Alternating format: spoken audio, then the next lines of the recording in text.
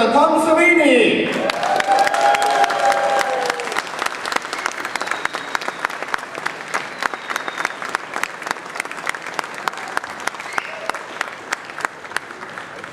There you go. Hello, hello. Oops. Well, here we are. Yes, you have a question? Oh, you're taking a picture. Good. You stay over there, okay? Yeah, let's stay over here. Do you want my microphone? No. Okay. No. Well, what do you want to know? You want to know anything? You have any questions? Yes. How and when did you meet George Romero first? How did I meet George Romero? And what time? What time? At 1:15. I don't know. Oh, wait, I was in high school. I was a sophomore in high school. So I must have been 14.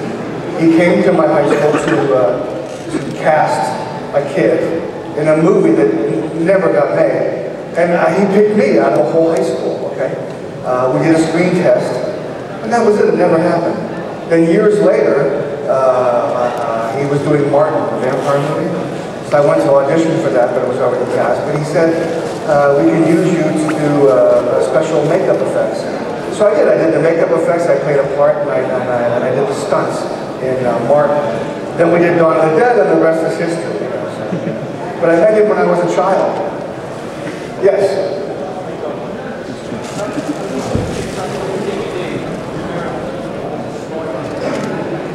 Hi Tom. I recently picked up a DVD in America, or Blu-ray, of Survival of the Dead. And on it, George challenges you, basically, to do a certain stunt. And it was, if you've seen, I don't know if you've seen the movie, where they put an extinguisher in the zombie's mouth and use special effects, but I think it's CGI for the eyes to pop out. And he says, and I'm not very good at the American accent, he says, I defy Tom Savini to do this practically. How dare he say that? And as soon as I saw the Blu-ray DVD, I thought, I'm going to ask you this. I'm going to say, George has challenged you to do that stunt practically. Do you think you can do it? Well, it's CGI, right? He's done it CGI. Yeah, well, I would have done it so it would happen right in front of you. Yeah. Like and you said it's magic tricks. You can do it. Yeah, of course. I mean, you know, the challenge is always to do what's in the script as realistic as possible. Now, when you watched American Werewolf in London, that stuff was happening right in front of you. All my stuff happened right in front of you. It wasn't enhanced later by CGI. I love CGI and it's done well. Lord of the Rings was some of the best CGI and they enhanced it. But American Werewolf in Paris, you ever see that? That's the worst CGI I've ever seen. But I love it when it's done well. Today it's a combination of CGI and makeup effects that looks the best. You know? Back then we could only do a certain amount of stuff. You know? I wish we had CGI back in those days when we could have enhanced it. But yeah, that's a piece of cake. I don't know how I do it, but I work it. Of course, yeah, of course. Yes. Back there, yes. Can you hear me okay? It's not too loud. That's too much.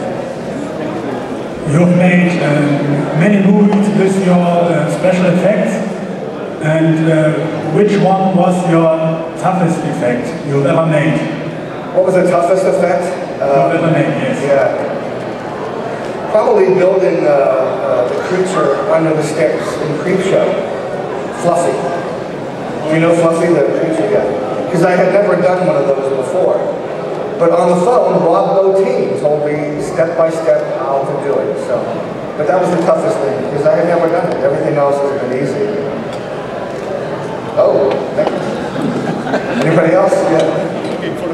Oh, he's back there. Did you ever refuse to make a particular special effect because you say, no, this goes too far? Did I ever refuse to do? Yes. In Maniac, I was sitting with Joe Spinell. We were talking about the effects. And he wanted to do horrible things to women. Okay? I said, no.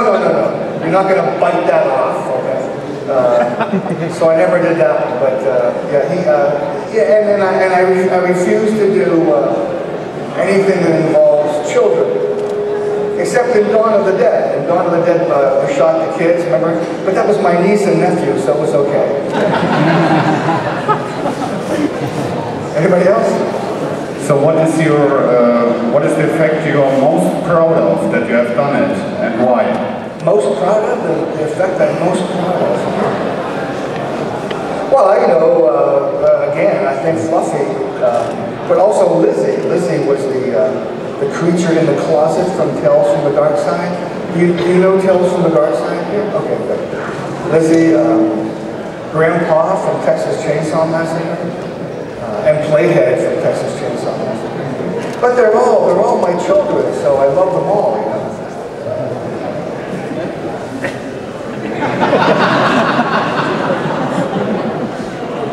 Do you have a magic marker?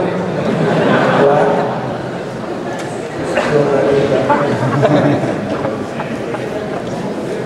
What? Yeah, thank you, Nick. Yes.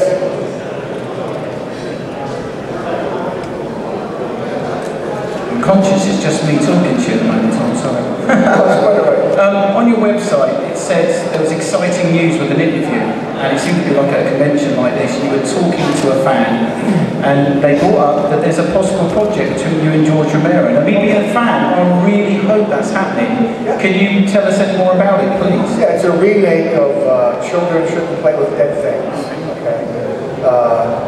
I'll be doing the effects, and George will be directing. And it's going to be have you seen Walking Dead? Okay, those are the best zombies. Greg Nicotero, my protege. Those are the best zombies I've seen in a long time.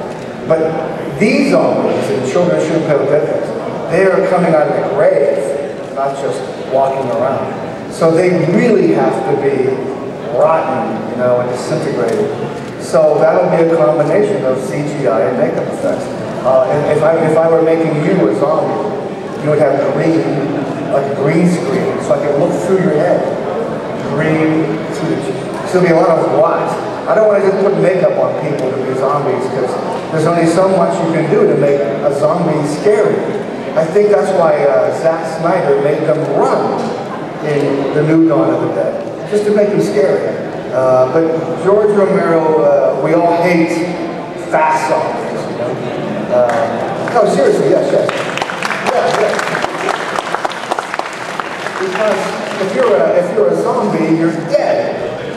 You know, and you're going to continue to be dead. You're not going to become a superhero. You know? But I don't blame him, because he was trying to make them scary. You know? Again. Do you know when the project's starting? No. There's no word yet on that. But we're in talks. We're in talks with the producers, so you know. It could happen soon, and who knows? You just never know. That's part of the adventure and the fun, you know, in the business. Nobody? Hi. Yeah. Randall from Rome. Hi. Hello. Talking about the project, I mean, it's the first project doing makeup again after so many years. I'm looking forward to it. But what made you what made you do it again? Makeup. Well, I never retired from doing makeup. I just wanted to pursue an acting, directing career, and that's been working out great, you know. But to do it again, I mean, I think it's part of the package that will make a producer put money behind it. You know, me doing effects again. But I really won't be doing it. I'll hire K&B. I'll hire my friend Greg Nicotero. Like right now, I'm going to direct a movie. A short film where a guy is about to make love to this woman, and he takes off her clothes, and he takes off his clothes, and they're coming together, and he looks at her body, and he looks down her body, he sees her face, her breasts, her stomach, and we go lower, okay, and you expect to see, you are excited to see a woman's stuff, but it's an insect tentacle that will cut you, that will snap you off, okay? So Greg is building that right now. He sent it to me on my laptop while I'm here. It's like a lobster claw, you know? Why are we talking about that? No, you asked me something. yeah, okay. So I will hire Greg Nicotero or somebody like him to, and I will just supervise the effects. Yeah. Yes. Now Danny didn't come out here, right? Danny sat back here, right? Okay. Machete is now starting in our cinemas, and when I saw From Dusk Till Dawn, I thought it would be a great movie if Sex Machine would have a own movie like Machete, a Sex Machine. Is there a possibility that you go to Robert Rodriguez and say, hey, let's do a movie about Sex Machine? Well, anything is possible, but when Dusk Till Dawn came out, we were at a film festival with a big audience, and you know Harry Knowles, AintItCool.com? He said that to Robert on stage, and that was, 1995, so it still hasn't happened, but I'm coming back in Machete 2, because, we shot my death scene for Machete. Oh, I died horribly, okay?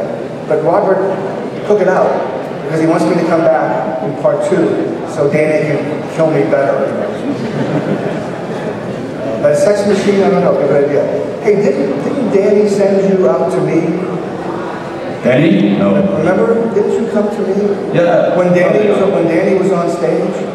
We should do the same thing to him. Yeah, I was looking for him. He said to me that he was lying burning in the elevator. Oh, he's not there. Okay. Any other questions? Yes.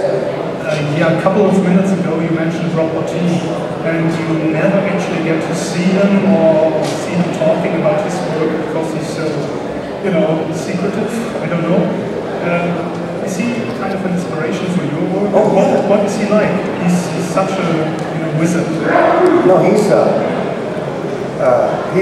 brilliant. After I spoke to him on the phone about how to create fashion, I went to Hollywood for the premiere of Knight Riders, and he came. He took me to his house, and he showed me all the howling mechanisms, but he is in a documentary now called Fantastic Flesh. Have you seen that?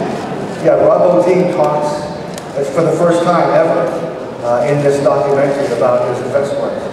But he's a tall guy with long hair and a big beard, and he's very private, very, very secluded, but he's a genius. And you saw Total Recall, I mean, that was, The Thing. Now to me, that's the masterpiece of splatter makeup. They call me the king of splatter, but that Rob Bottrop was the king of splatter in The Thing. Yeah. Besides Rob Bottrop, I had a question from the audience. We also have Greg Nicotero, Howard Berger, and what was the third guy? Stan Winston. Stan Winston. What do you think of their work? Oh no, I'm a big fan of their work. In fact, like I said, Greg Nicotero was my assistant.